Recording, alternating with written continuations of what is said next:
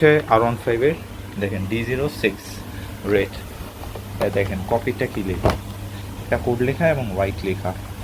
এবং আরেকটা জিনিস হচ্ছে R15 দেখেন নাট কিন্তু ক্লামের সাথে, আর কপি যেটা ওটার নাট হচ্ছে আপনার আলাদা পলিতে র্যাপিং করা।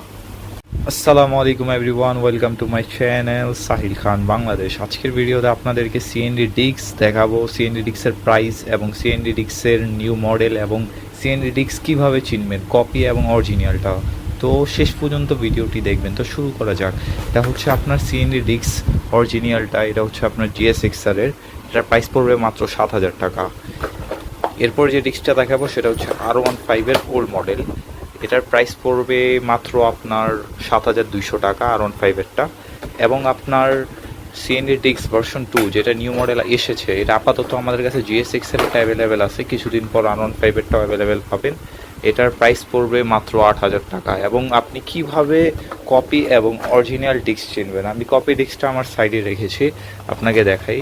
এটা কিন্তু কপি ডিস্ক, এটা কিন্তু আপনার হুবহু আপনার অরিজিনালের মতোই। অনেকে আপনারা জানেন না যে আসলে কপি কোনটা এবং অরিজিনাল কোনটা, এটার পার্থক্য আপনাদেরকে আমি একটা জিনিসে আমি দেখা দিচ্ছি।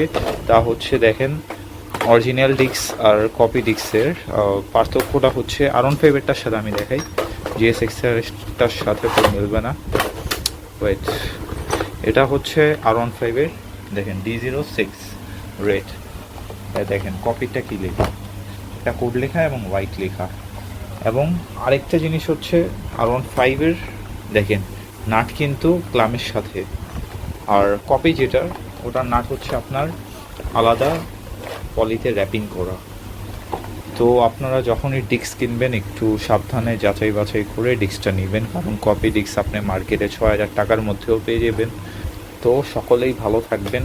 আজকে শুধু সিএনডি ডিস্কের উপর ভিডিওটি ছিল। নেক্সট ভিডিওতে আপনাদেরকে বাইকের যে মিররগুলো আছে, কিট বাইক, কিট ছাড়া যেগুলো বাইক আছে সেগুলো বাইকের মিরর আমি আপনাদেরকে দেখাবো।